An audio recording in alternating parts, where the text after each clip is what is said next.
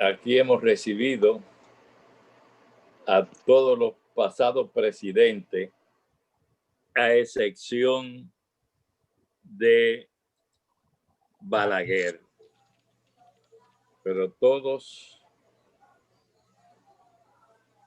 nos han visitado para exponernos su plan de gobierno, y otros repetían para consultarnos y ver cómo nosotros pensábamos.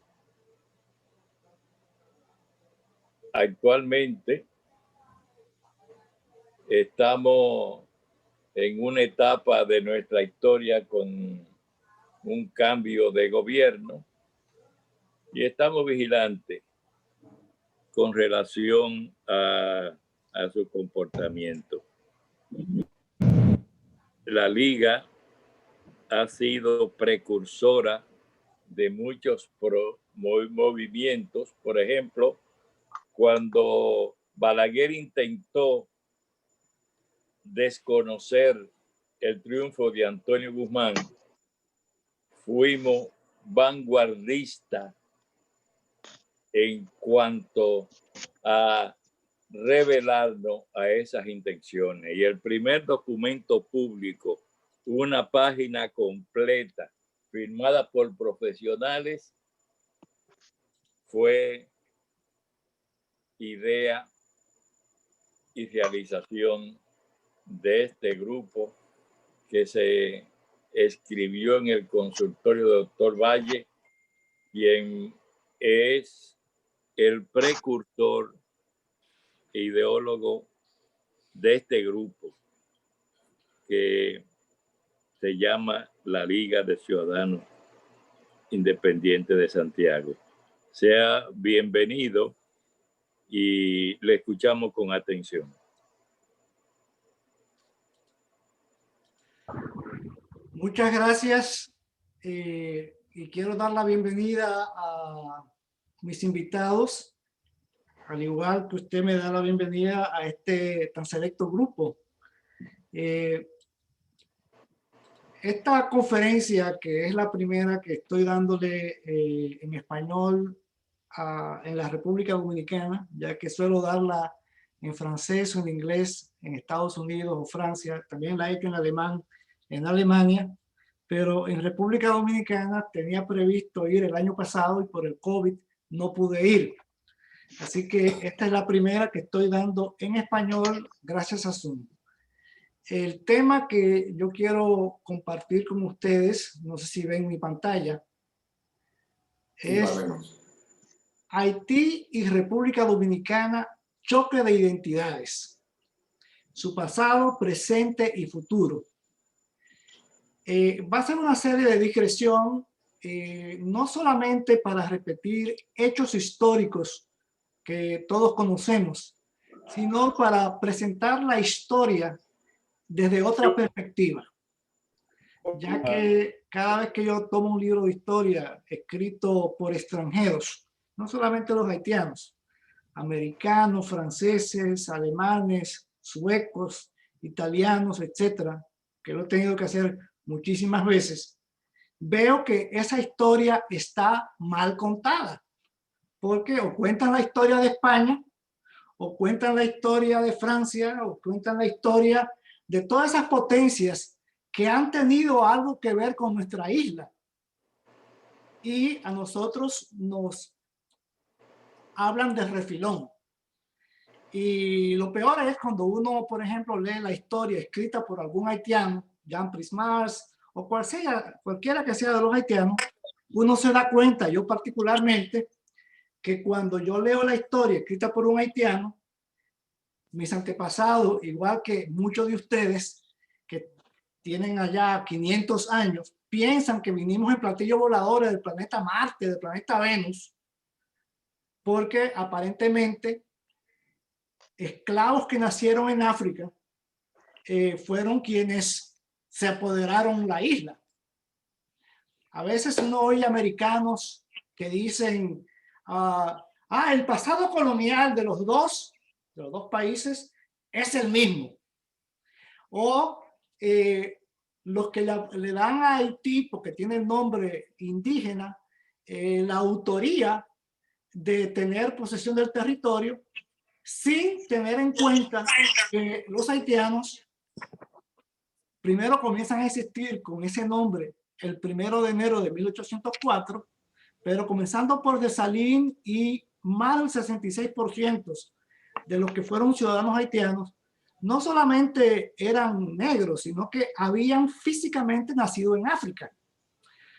Y el otro 33%, el papá o la mamá había nacido en África. En otras palabras, no eran gente que vinieron a colonizar, sino eran precisamente un trasplante de africanos que los franceses hicieron en ese territorio, que con varios piratas le usurparon a los españoles, y no tiene nada que ver en absoluto con el choque de civilizaciones. Es por eso que la identidad de la cual yo me voy a referir tiene medio milenio, la dominicana. Eso nos sirve de base ahora en el siglo XXI para poder entender esa República Dominicana abierta e internacional que apenas existe quizás en los últimos 30 años y que tiene las bases para ser esa isla que fue la que recibió el choque de Occidente con el Nuevo Mundo, pero que solamente duró ni siquiera 50 años. Por eso es que hoy vemos una ciudad colonial que yo llamo la ciudad virreinal, de un virreino que solamente duró hasta 1537, pasa al olvido y luego como de repente pasamos a la historia.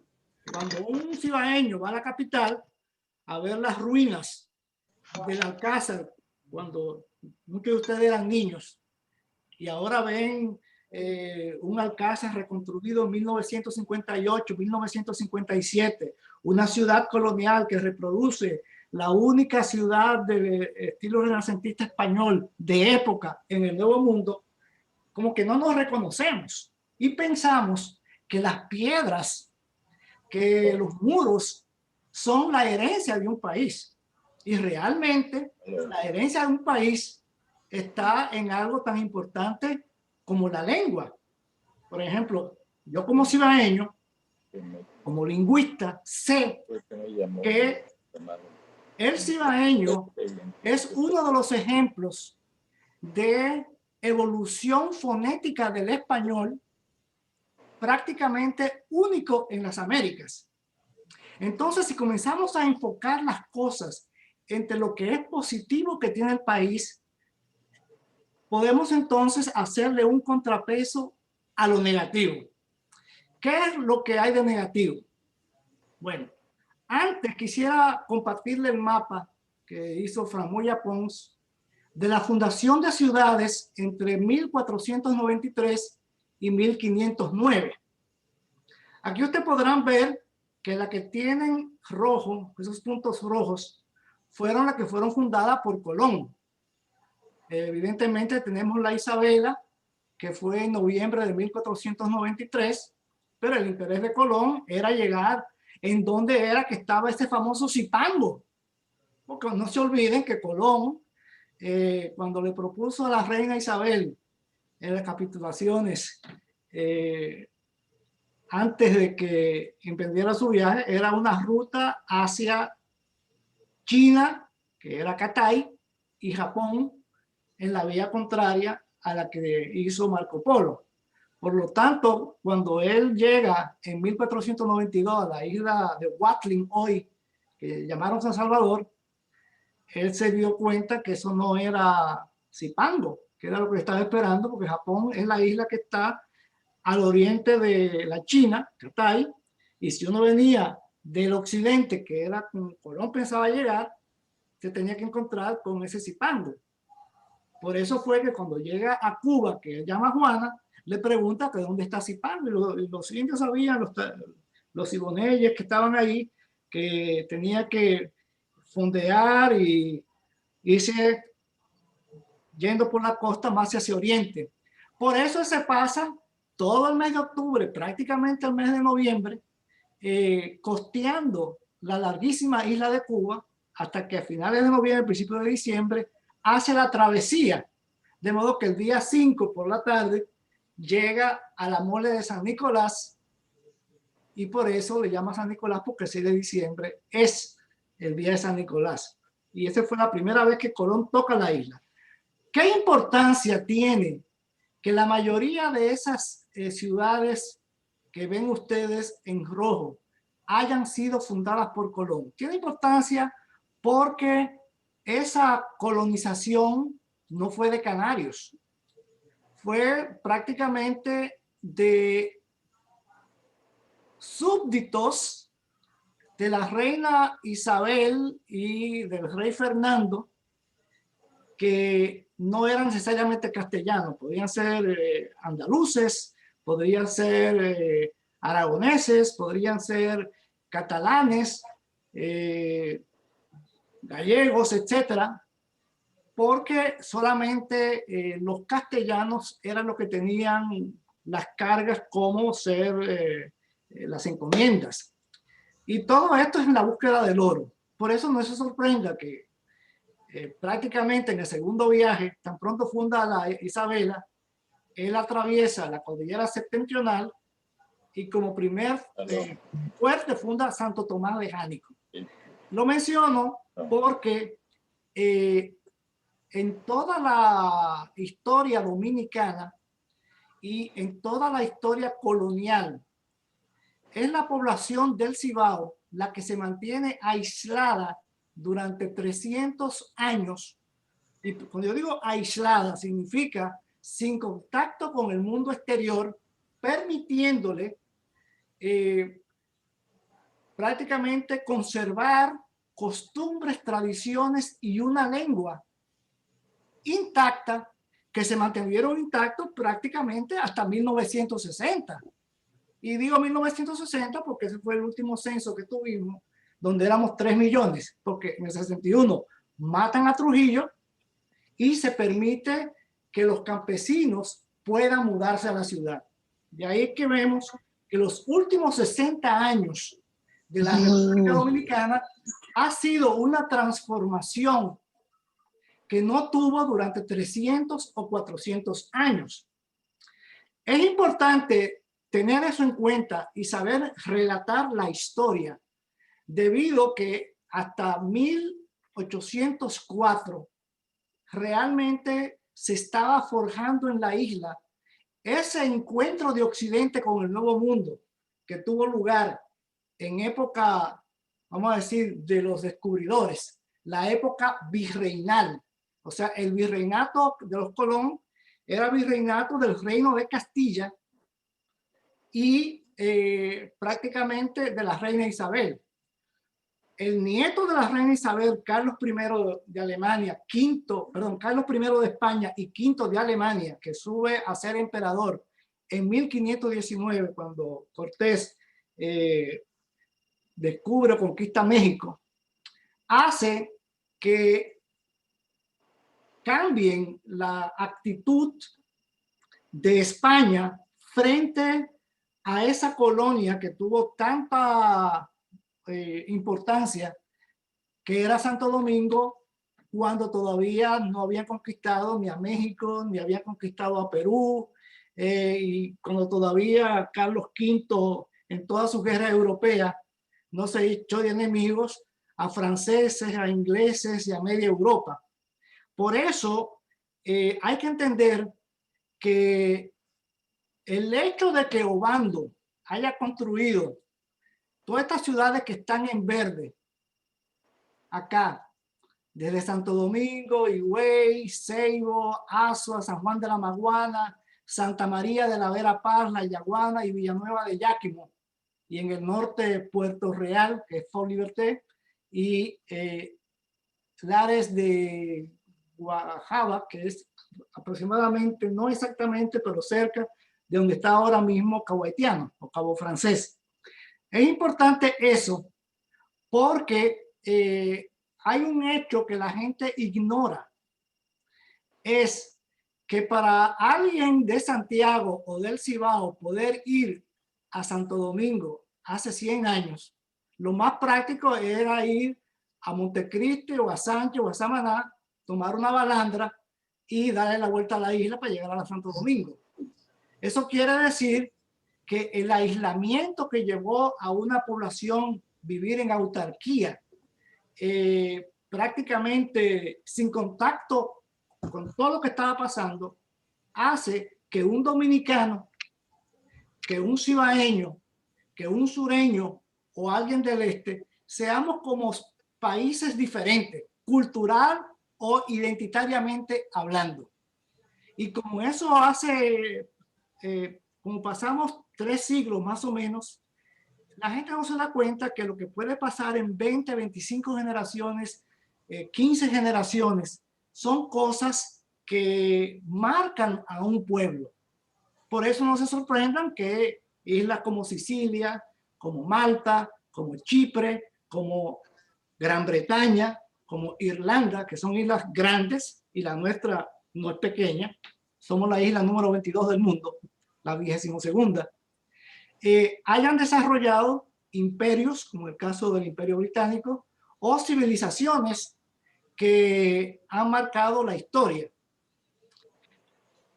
Esta charla básicamente la he estado desarrollando como el choque de Occidente en el Nuevo Mundo. Efectivamente, ese Occidente renacentista que venía a encontrarse con un nuevo mundo por error, quedó destruido cuando los nativos, los taínos, prácticamente desaparecieron o solamente queda en los genes y ADN de muchos de nosotros. Es importante resaltar eso porque cuando nos vamos a enfrentar a la guerra de propaganda que está sobre todo vigente en los últimos 30 años, nos están prácticamente criticando, atacando en cosas que nosotros mismos los dominicanos nos dicen, pero ¿qué es? ¿Qué está pasando? Yo no me reconozco en eso. De ahí que 2 fenómenos que marcan tanto la historia republicana de la República Dominicana, o sea, del Estado Dominicano, como parte de las guerras ideológicas que se están luchando hoy en día y que involucran a nuestra isla, tienen que ver con hechos del tiempo colonial que pocas veces se mencionan. Entonces, cuando yo hablo de que Haití y República Dominicana hay un choque de identidades, hago énfasis no en el aspecto racial, que voy a hablar de eso, sino también en el aspecto cultural. Siguiendo en la línea de ideas que vamos a desarrollar, hay un hecho que se tiene, vamos a decir, no se le presta mucha atención, y es el hecho que en 1685 el rey Luis XIV, asesorado por Colbert, edicta el Código Negro, por el cual Francia prácticamente quiso justificar la esclavitud con base al color de la piel. Hasta ese momento la esclavitud era si yo te vencía, tú eras mi esclavo, y así habían en esa época también irlandeses que eran esclavos de los británicos o de los ingleses, o los griegos esclavos de los romanos. Y así uno puede citar toda la historia, y en ningún momento hasta 1685 a nadie se le había ocurrido dictar una ley que hacía que si tú eras de tal color o tenías tantas gotas de sangre, ya tú no eras ni siquiera ser humano.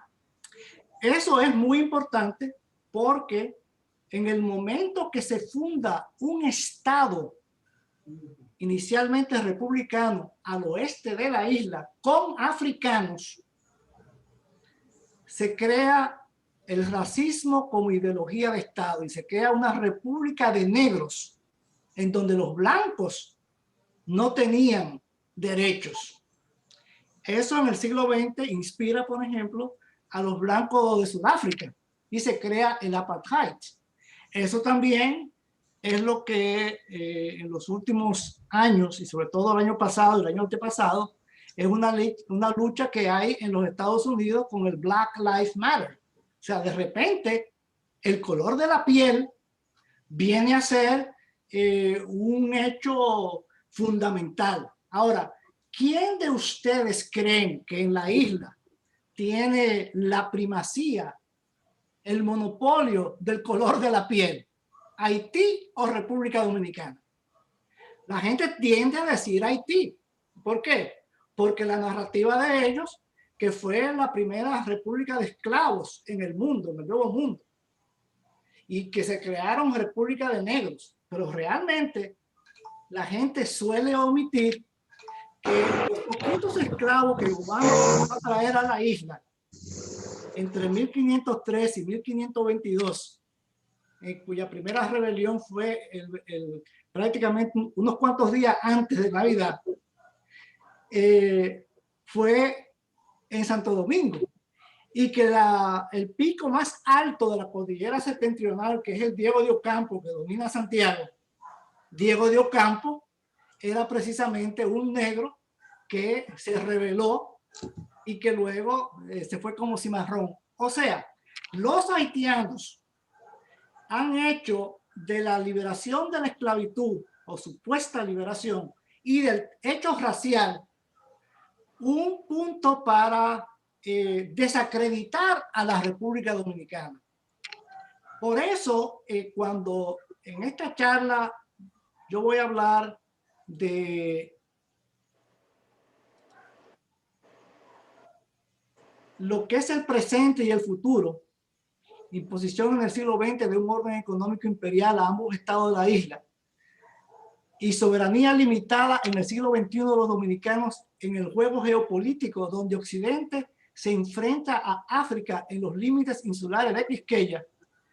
Yo voy a hacer un repaso de nuestra historia viéndola en función de ese medio milenio, o sea, desde principios o finales del siglo XV, principios del XVI, y a partir de finales del siglo XVI hasta 1804, en donde, sobre todo en el interior de la isla, se forma una nueva raza, en donde en los hechos hoy mucha gente ignora que el 80% de la población dominicana, puede ser un poquito menos, pero es más del 75% y un poquito más del 80%, es una mezcla de 17 colores entre blanco y negro que tiene 25 generaciones,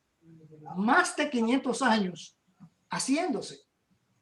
Quiere decir que el que acuse de racismo a la República Dominicana, cuando su población es 80% mezcla de blancos y negros y que tiene más de 5 siglos haciéndose, realmente está desacreditando y difamando la realidad presente de la República Dominicana.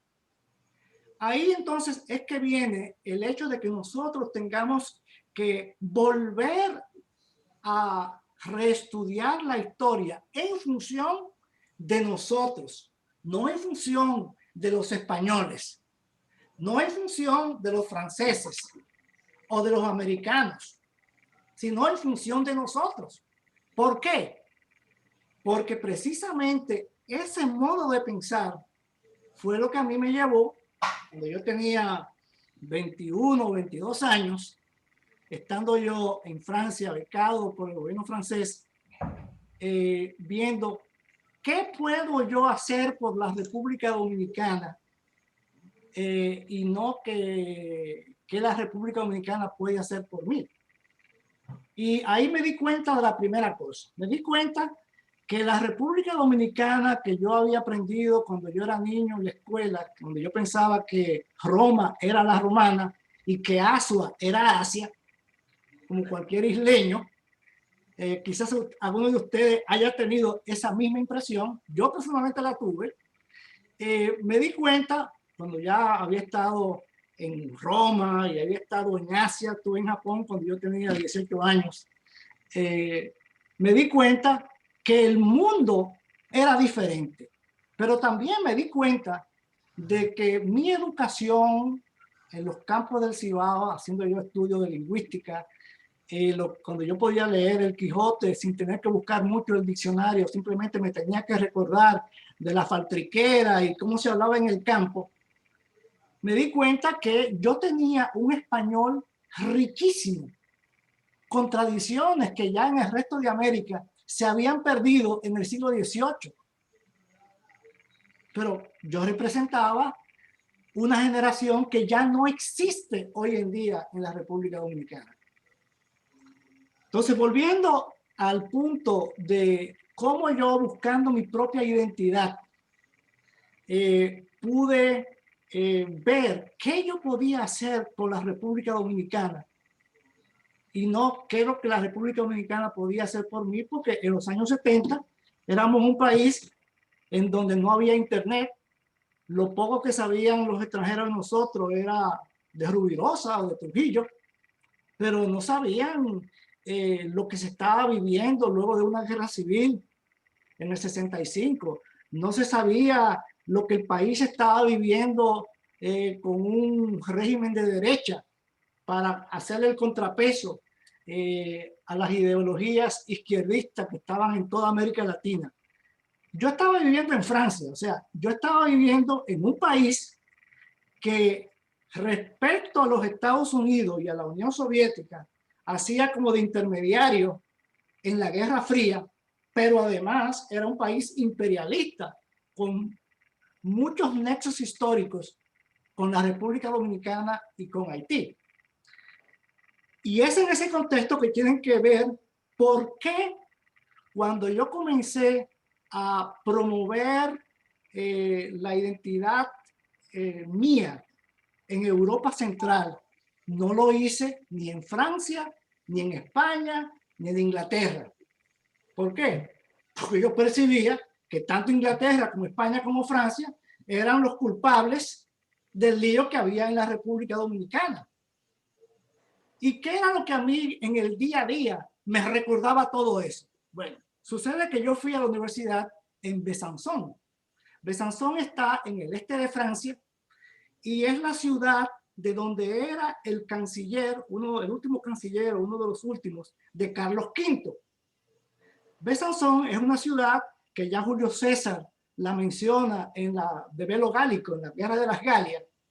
Por lo tanto, uno puede ver sitios y estar en sitios y dormir en sitios y ir a clases en sitios que uno diría, uno es prácticamente un museo.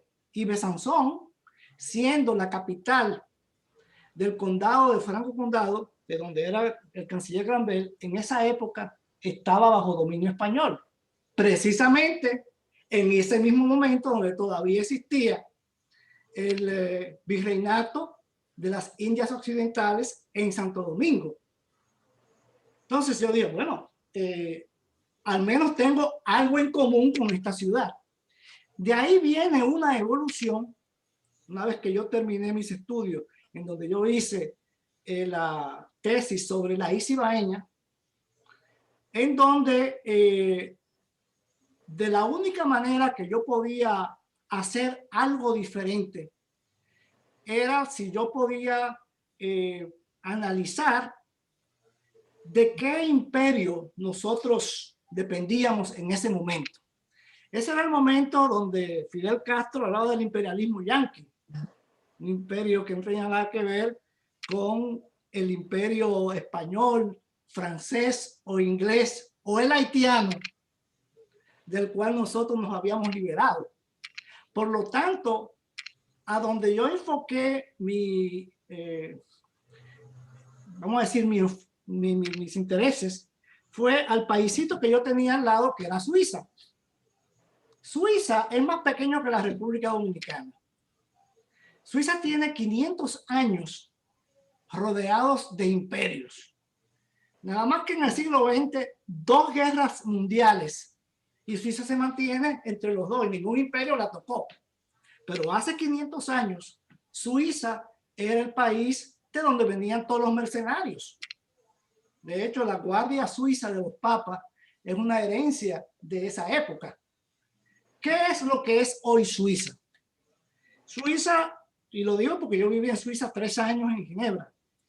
Suiza es el país donde la paz, la neutralidad llega a tal punto que teniendo la sede de las Naciones Unidas y habiendo tenido la de la Liga de las Naciones, no son miembros de la ONU. ¿Por qué fue importante Suiza para mí? Porque el paso siguiente fue que yo buscando qué yo podía hacer por la República Dominicana, me di cuenta que estábamos en el medio de la zona turística más importante del Caribe. Pero no teníamos ni siquiera un hotel que tuviera 200 camas en la playa.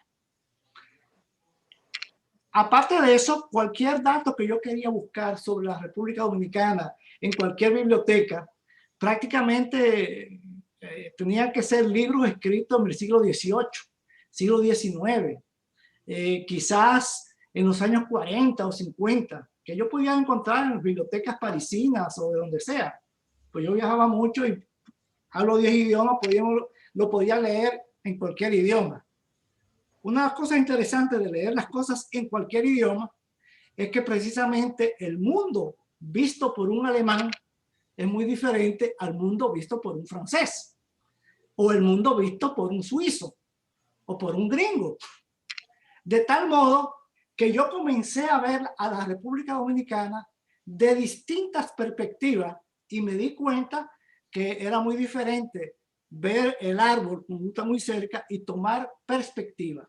De ahí viene que uno de los primeros charters que yo hice, pensé que en el año 1974, 75, 76, 77, quizás la manera de yo buscar algo diferente para la República Dominicana era haciendo algo diferente.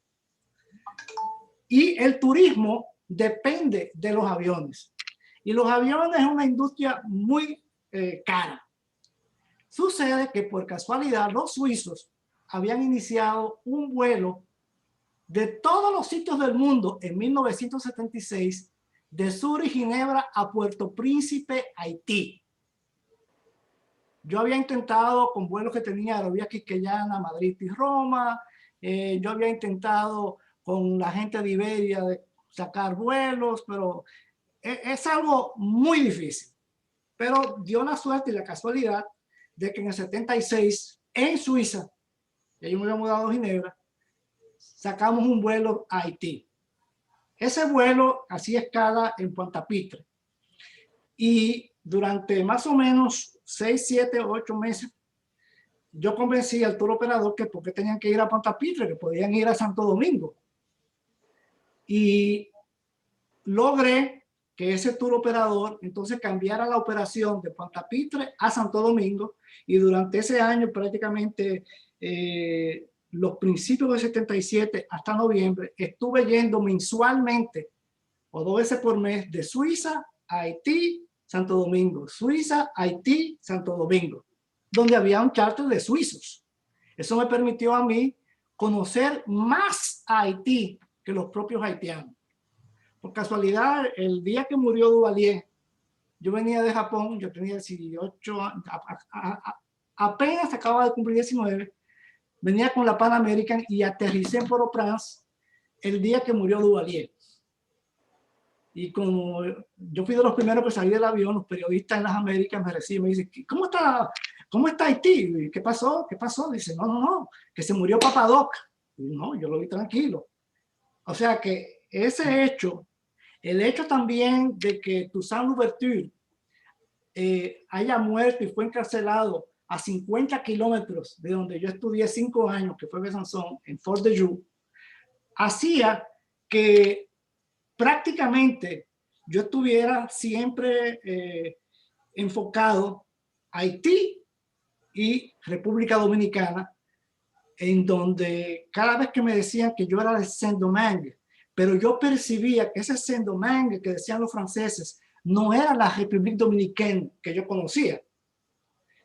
De ahí viene que se presenta el Charter de los suizos como la manera de abrir el turismo europeo como una posible salida a la República Dominicana y Haití, basado en otra cosa que no fuera vender el azúcar, vender el cacao y vender el tabaco y ser prácticamente países que tuvieran que depender de su mano de obra barata o las plantaciones, que fue lo que en el siglo XX hicieron los americanos al reintroducir las plantaciones de azúcar, sobre todo en las costas, en el este, algo que las plantaciones de azúcar habían quebrado todas ya para 1586. Y tomo esa fecha porque fue el año que desde Navidad del 85 hasta más o menos Día de Reyes o la Vieja Belén del 86, el famoso pirata Francis Drake ocupó Santo Domingo. Entonces, todos los esclavos que había importado Obando y los demás y que estaban por Nigua, sobre todo en el sur, habían quebrado. O sea, de ahí hubo la simiente en la cual la isla dejó de ser virreinato en 1537. La isla, al ser virreinato, era también el sitio donde todos los piratas atacaban, lo cual llevó a que cuando Felipe II hereda el imperio, mejor dicho, el reino de España, el imperio español, en 1555, cuando Carlos V renuncia, para 1560 él transfiere de Santo Domingo a La Habana todo el tráfico de galeones, porque La Habana queda más cerca hacia España que Santo Domingo. Y a partir de ahí, no tardó la isla de perder el interés que España, que ya era un imperio, con México y con Perú, que el Virreinato de México se crea en 1535, cierran el de Santo Domingo, que no era un virreinato del Imperio Español, sino de Castilla, porque España no existía cuando Colón descubrió América, la que existía era Castilla. Entonces, en 1542 se funda el Virreinato de Perú. Entonces, todos esos galeones, todo ese oro, toda esa riqueza, era mucho más fácil de manejar desde Cuba. Y esa fue la sentencia de muerte de ese Santo Domingo, que tuvo un fulgor desde 1503, que llegan a Obando, hasta más o menos 1560, que le llegaron a construir todas esas catedrales y universidades y piedras que vemos hoy. Por eso, ¿en dónde está la riqueza intangible de la República Dominicana? Está en el interior. ¿Y en qué parte del país estuvieron viviendo el 85% de la población de habla española durante 450 años? Básicamente en el Valle del Cibao. Porque la isla sufría, sobre todo a partir ya de 1613 en adelante, de estar totalmente despoblada. Pero no todos se fueron. De ahí que ese grupo que inicialmente vino a finales del siglo XV, principios del siglo XVI, y se estableció y se quedó 500 años en el interior, y digo interior porque también por San Juan por ahí había algunos, pero básicamente estamos hablando es del Valle del Cibao, o sea, La Vega, todo lo que es la sierra, y eso nos protegió no solamente de piratas, sino también de huracanes, no nos protegió de terremotos, pero también nos dio una oportunidad de desarrollar una idiosincrasia propia que no tenía nada que ver tampoco con leyes racistas tipo la que los franceses crean en 1685. Por eso, la civilización que hay hoy en día en la República Dominicana y que había para 1804, cuando se crea el Estado de Haití, y que había para 1844, cuando se crea el Estado llamado República Dominicana, y para 1865, cuando se restaura ese Estado dominicano, ya era una nación que tenía su propia lengua, su propia idiosincrasia, en lo cual no tenía nada que ver con las civilizaciones que había en México, ni en Perú, ni los mayas, ni los aztecas, ni nada de eso, por dos motivos. Primero, porque la civilización era muy, vamos a decir, tribal, pequeñita, muy atrasada si quieren. Y segundo, porque habían desaparecido. Pero ¿por qué es importante que precisamente la República Dominicana de hoy, los dominicanos de hoy, tenemos también la primicia de cómo Occidente se adapta al nuevo mundo y lo podemos proclamar? Muy sencillo. Hoy el turismo, que es ahora mismo el 25% de nuestro Producto Interno Bruto, cuando uno suma lo directo con lo indirecto, se debe en gran parte a la hospitalidad de los dominicanos. Pero ¿de dónde creen ustedes que un negro o un mulato o un blanquito o un indio jabao dominicano desarrolló esa hospitalidad? Muy sencillo. Aquí durante 300 años, cuando vivíamos del situado y que lo único que teníamos era el contrabando en el Cibao, por ejemplo, de tabaco, con los piratas, que por eso nos devastaron en 1603 Montecristi y Puerto Plata y todo el oeste. Precisamente viene porque venían quizás 4 barcos al año. ¿Quiénes venían a la isla? 3 gatos. Y si usted pasa 15 generaciones, 2 siglos, 3 siglos de esa manera, después de haber heredado una civilización que ya estaba en el Renacimiento cuando se instaló, hace que hoy en día eso nos pueda servir. Por eso la historia que tenemos, por eso yo digo que la nación dominicana tiene 20 años forjándose. ¿Por qué? Perdón, no 20 años. Medio milenio forjándose.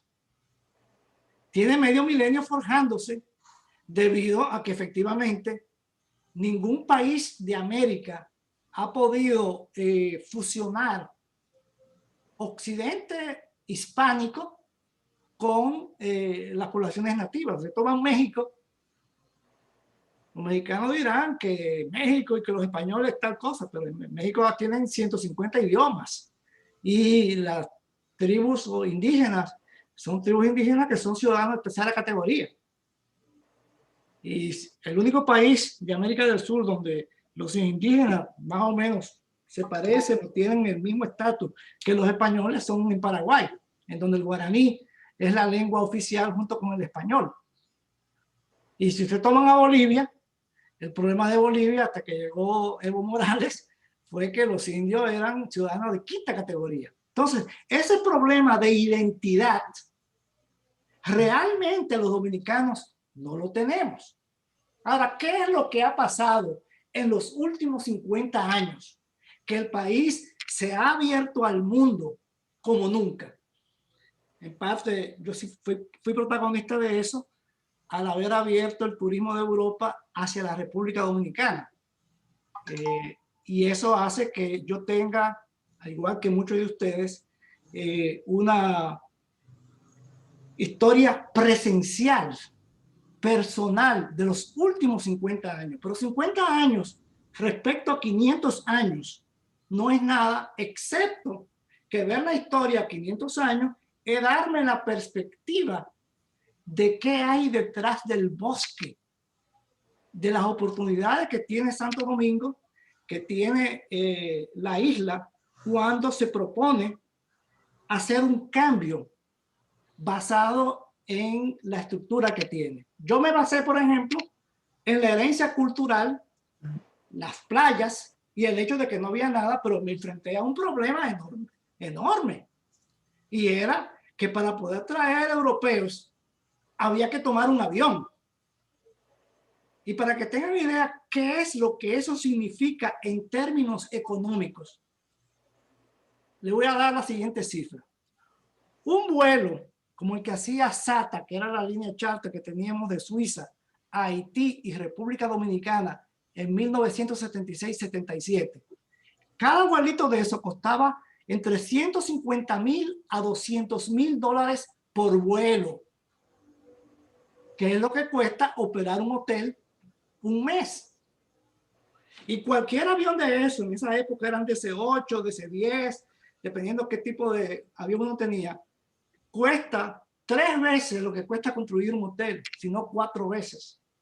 O sea que estamos hablando de cifras por encima de nuestras posibilidades. Volviendo al aspecto imperial, sucede que la isla, así como tuvo un rol continental a principios del siglo XVI, del choque de cultura de Occidente con el Nuevo Mundo, donde la gente del Nuevo Mundo, léanse los taínos, salieron perdiendo, sucede que también la isla, más o menos 2 siglos después, tuvo otro choque, que fue cuando Francia ocupa la parte occidental por el abandono que hizo España en 1603. Entonces, le llaman Pampita. Sucede que el Imperio Español, en su época de oro, cuando Carlos V, que él nació en lo que hoy es Bélgica, él heredó Flandes. Flandes era lo que es hoy el Benelux. Y ese Benelux era también la capital religiosa de la Reforma, en el sentido de que Carlos V de Alemania, durante el siglo XVI, se la pasó peleando y tratando de conciliar los intereses del papado, de los católicos, de la religión, y eso tuvo efectos porque cuando finalmente, después de casi 100 años de guerra entre Francia, Inglaterra y España para la liberación de Flandes, por el Tratado de Ryswick, las colonias que de facto Francia había usurpado a partir de 1625, pasa a ser una colonia francesa de hecho. Entonces, a partir de 1697, Francia sistemáticamente comenzó a importar esclavos de África, previamente habiendo creado una ley en 1685 que esos africanos no eran seres humanos, el Código Negro. Por tanto, los africanos que llegaron a ese Saint-Domingue era simplemente ganado. No eran colonos que tenían universidades, que fueron civilizados.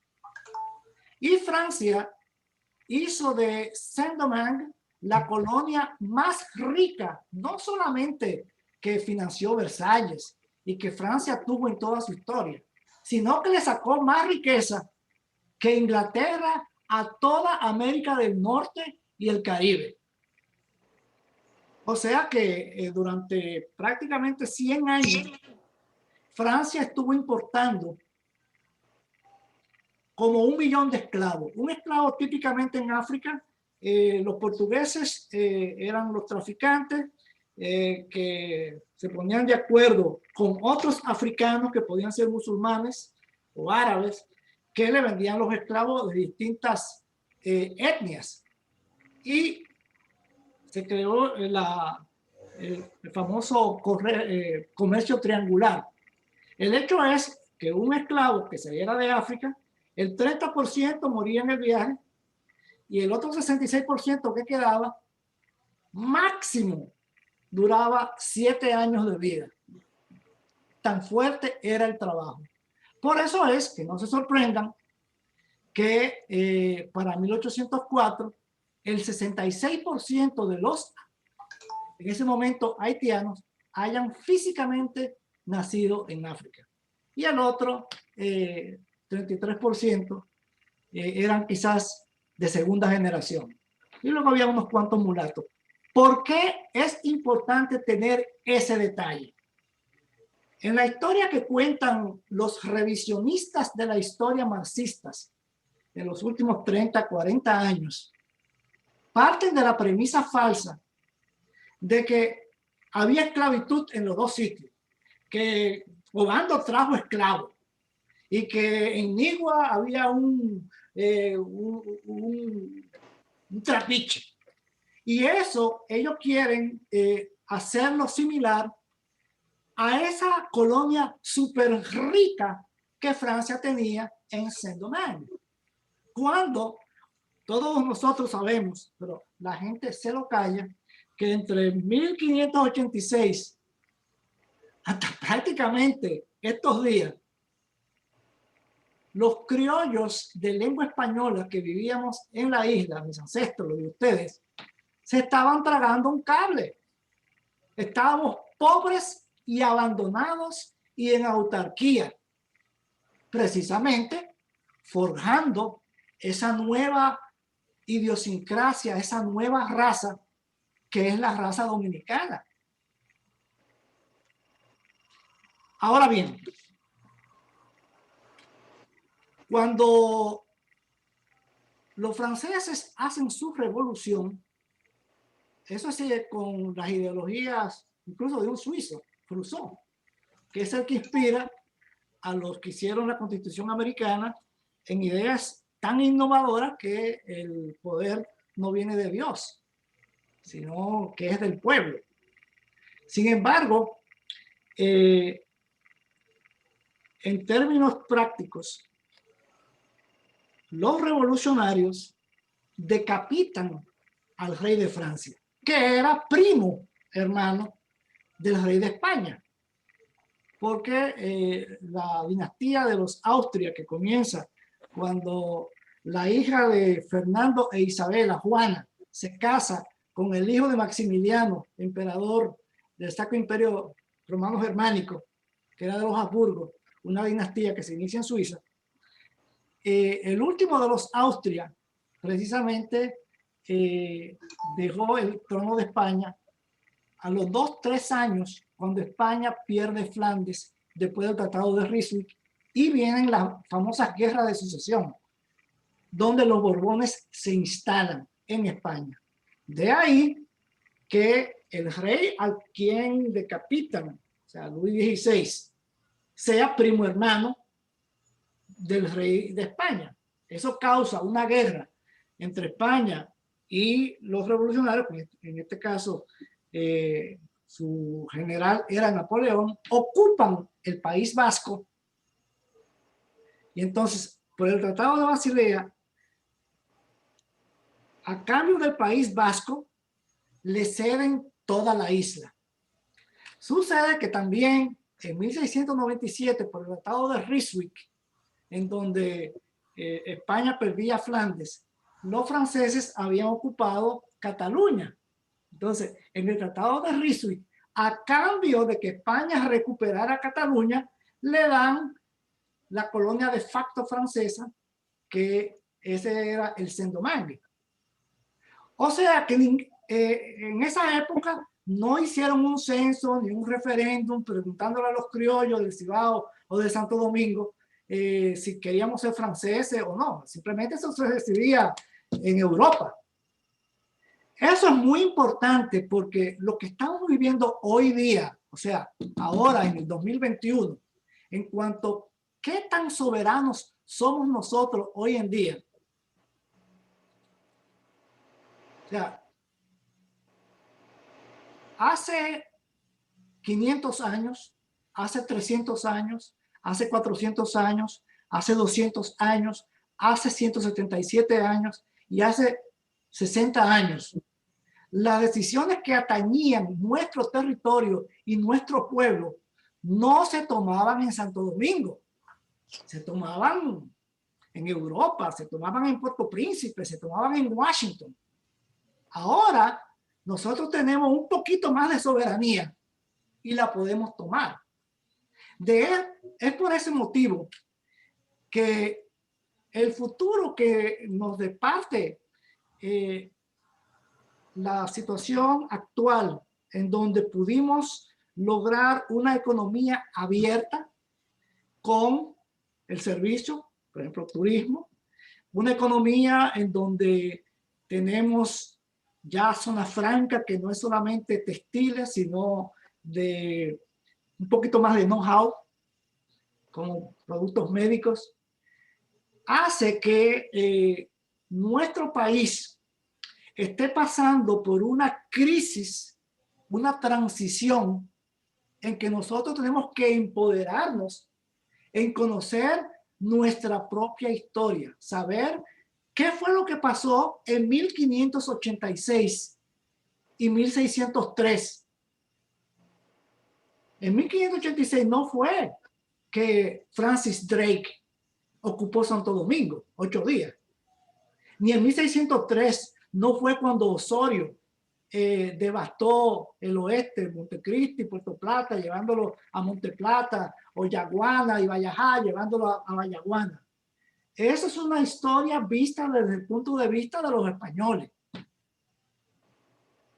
Fue el inicio de la idiosincrasia dominicana que rompió el racismo a la francesa, el racismo que institucionalizaron los haitianos, el racismo que ahora divide la sociedad americana, en el sentido que el color de la piel es lo que determina que tú seas más o menos ser humano, más o menos rico, más o menos pobre. Yo no creo que nadie en la República Dominicana pueda decir que desde que la República Dominicana es un país republicano, abierto e independiente, el ser rubio o el ser negro haya sido realmente un obstáculo. Porque si no, ¿cómo usted explica a Luperón? ¿Cómo usted explica a Lili? ¿Cómo usted explica a Trujillo? Los hechos es la manera más elocuente de determinar la verdad, porque la verdad uno la puede interpretar. Y si usted no es cartesiano y usa una lógica, usted puede tener silogismos en el cual llega a conclusiones que le parecen la verdad, pero se olvida que su premisa es falsa. Por eso, en este tipo de conferencias, y esta es la primera vez que yo doy una en español ante un tan selecto público dominicano, yo trato de no hablar de los problemas ni fechas, ni generales, ni ese tipo de cosas, sino de los problemas que en los últimos 500 años crearon la mentalidad, la idiosincrasia, la nacionalidad dominicana. Porque la gran mayoría de la gente confunde la ciudadanía dominicana con la nacionalidad dominicana. Por ejemplo, en los últimos 25 años, yo me he leído no menos de 200 tesis doctorales que tratan del tema Haití, República Dominicana, de universidades americanas, francesas, mexicanas, que gracias al internet, en academia.edu, uno la puede leer. Yo me la he leído toda. El 95% parte a partir de 1804. Entonces, ¿qué? En 1804 no había un pueblo ya que tenía 300 años, que tenía su propia identidad aplatanada, tropicalizada, que data del siglo XVI. Por supuesto que sí. Entonces, ya para concluir, de modo que pueda pasar a un momento de preguntas y respuestas, ¿Qué es lo que yo llamo soberanía limitada? El éxito de Suiza y el éxito de, por ejemplo, Holanda, de ser países que en el caso de Holanda es casi un mini imperio, y en el caso de Suiza, un país abierto al mundo, es que todos los extranjeros tienen algo que perder si atacan a Suiza. Y los holandeses que tuvieron riquezas tanto en el Caribe como en Indonesia y en todas partes del mundo, porque eran buenos navegantes y más que nada buenos comerciantes, también se las arreglaban para estar entre dos. Entonces, ¿qué es lo que tiene la República Dominicana de hoy día? Por ejemplo, yo le puedo decir lo siguiente. Una de las cosas que a mí me motivó en los años 70 a abrir el turismo europeo para la República Dominicana fue algo tan sencillo. Yo había estudiado en Estados Unidos, que fui estudiante de intercambio, en el año 69-70. O sea, ya yo conocía a los Estados Unidos desde dentro. Era que los Estados Unidos es un continente y es una economía que abarca. Entonces, si usted dejaba únicamente en manos de los americanos dominar todo lo que era la producción, por ejemplo, de la caña de azúcar, y que únicamente fuera la inversión americana, podía pasarle lo que le pasó a Cuba, que pasó del imperio yanqui al imperio soviético y ahora tiene 60 años de atraso con respecto a nosotros.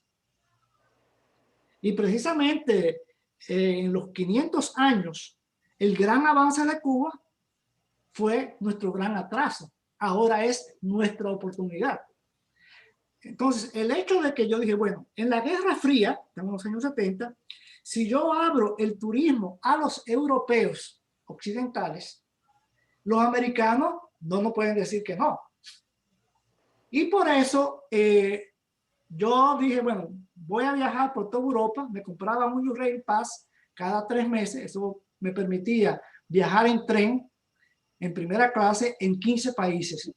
E invertí 5 años de mi vida, entre el 74 y el 79, viajando en 15 países y viniendo a la República Dominicana mínimo una vez al mes. O sea, de esa manera fue que yo supe qué era mi identidad. Yo tenía que decirle a los suecos quién era yo como cibaeño. Tenía que decirle a los italianos, a los alemanes, a los austríacos, a los franceses y a los españoles no hacía falta que yo les dijera mucho porque ellos tenían su propia idea de lo que era. Igualmente a los ingleses.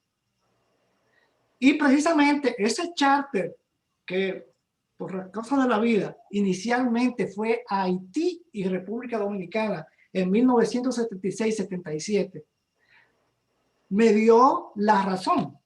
Y de ahí en adelante yo dediqué prácticamente los siguientes 25 años a hacer que la República Dominicana se convirtiera en el destino número 1 de los europeos. Y así pasé a partir del 79, que abrí la oficina de turismo en Frankfurt, de 6.000 alemanes a cerca de 600.000 alemanes entre el 90 y el 92. De 60.000 europeos que viajaban a la República Dominicana por allá por el año 78-79, a 1,5 millones de europeos que viajaban a República Dominicana cuando ya yo me retiré en el año 1996. En el año 96, por razones personales y por otras razones que no vienen al caso, yo dije, yo creo que yo debo dedicarle un poquito más de tiempo a mi afición, que son los idiomas y la lingüística. Y fue cuando decidí, por pura casualidad, mudarme a Texas a investigar el español del siglo XVIII que se habla en la frontera. Y esa es otra historia. Desde entonces yo tengo aquí en Texas más o menos 20 y tantos años. Pero es a partir de ahí también que la República Dominicana comienza a ser atacada a nivel internacional en unos planes que yo decía, pero bueno, ¿qué es lo que está pasando en el país? ¿Por qué un Estado fallido que en 217 años no ha reconocido que la narrativa que ellos tienen de haberse liberado de la esclavitud es errónea? ¿Por qué? Porque si eran africanos que hablaban 7 u 8 idiomas de etnias diferentes, eran como 23, y que también no tenían idioma común, ni religión común, eran tribales, ¿cómo es posible que ellos simplemente con una narrativa de haber acabado con la esclavitud quieran presentar a la República Dominicana como el país que los está esclavizando, cuando nosotros fuimos el país que nos esclavizaron ellos? Cuando en realidad el problema de los batalles y todo eso es una invención de hace 100 años de los americanos. Y Trujillo no era más que un lacayo de los americanos, de la Guardia Nacional que los americanos dejaron, y nada más de ahí. Por lo tanto, la República Dominicana ha estado siendo víctima de su éxito. ¿Por qué? Porque en esos 20 o 25 años que yo duré en Europa, el mundo comenzó a descubrir República Dominicana. Un mundo occidental que ya no era de las grandes multinacionales, sino eran de italianos, de alemanes, de suizos, de holandeses, y luego un poquito más allá de franceses, que habían descubierto la República Dominicana. Y casi estoy terminando. Inicialmente, cuando yo comencé a promover la República Dominicana, para mí era muy cuesta arriba, porque no existía internet, no existían folletos, cualquier estudio que hubiese de las Naciones Unidas o del Banco Interamericano de Desarrollo eran estudios que tenían 20 años. Por lo tanto, yo utilicé una táctica muy pragmática. Yo comencé a invitar a los industriales, a los inversionistas, amigos míos, muchos otros que yo los conocía, a que vinieran ellos a la República Dominicana. Y ellos entonces vieran el potencial y pudieran decir, bueno, me interesa hacer esto. Entonces, esta es la importancia de por qué el hecho de que seamos unos pocos no impide que seamos factores de cambio. Pero hay que tener la perspectiva correcta. Entonces, ahora en el 2021, ¿qué es lo que es la República Dominicana a mi entender? Bueno, por un lado está la República Independiente del Este, con el aeropuerto de Punta Cana, que tiene más vuelos, tan pronto el turismo se recupere, a más países del mundo que de Miami. Está entre los 10 primeros destinos turísticos mundiales y entre los 3 primeros, si no es el primero de América Latina y el primero del Caribe y América Central. Pero esa República Dominicana es muy diferente a la que se ha creado, vamos a decir, en los últimos 30 años de la megalópolis de Santo Domingo. El interior todavía sigue intacto. Pero ¿qué es lo que ha pasado en los últimos 25 años? Yo estuve en Haití en su época, vamos a decir, de estabilidad, de la tranquilidad de tranca de los Duvalier, de Papadoc. Y tuve esos charters. Promoví Haití como destino turístico exótico a principios de los 80, igual que en los años 70. Y sé el potencial que tiene Haití y el problema que tiene Haití. Haití tiene un problema que ellos no se han reconciliado con ellos mismos prácticamente desde 1804. Porque si ustedes ven la historia, ya para septiembre de 1804 Dessalines se declara emperador. Y Petion, que era un mulato, se declara presidente a vida de la República en el Sur. A Petion prácticamente lo dejan tranquilo, pero a Dessalines, su lugarteniente Christophe, lo asesina y funda el Reino de Haití. De tal modo que desde entonces hasta la fecha, una minoría étnica de más o menos el 2 a 3% de la población domina al otro 93, 95, 90% de las otras etnias, con leyes tribales donde la educación desde 1804 no existe. El Estado es simplemente un armatoste para apoderarse de la nación, y por eso toda esa gente que estaban ahí no eran colonos, venían al infierno tropical que era Haití, por lo tanto sin arraigo. Tenga eso durante los 117 años y va a tener un Haití desértico, una población que se muere del hambre, pero sobre todo una población que necesita reenfocarse. ¿Cuál sería la solución que yo le daría a Haití? Bueno, lo primero es que tienen que dejar de hablar de esa retórica de que ellos acabaron con la esclavitud. La esclavitud todavía no se ha acabado en Haití. Son esclavos de la ignorancia, son esclavos de sus propios conflictos. Entonces, Haití, si ellos no se reconcilian y luego pasan por un proceso que puede ser financiado por la comunidad internacional, donde ellos no se manden y hagan un estado a la Suiza, en el sentido, en Suiza se hablan 4 idiomas, tienen religiones diferentes y cada cantón es un paísito independiente.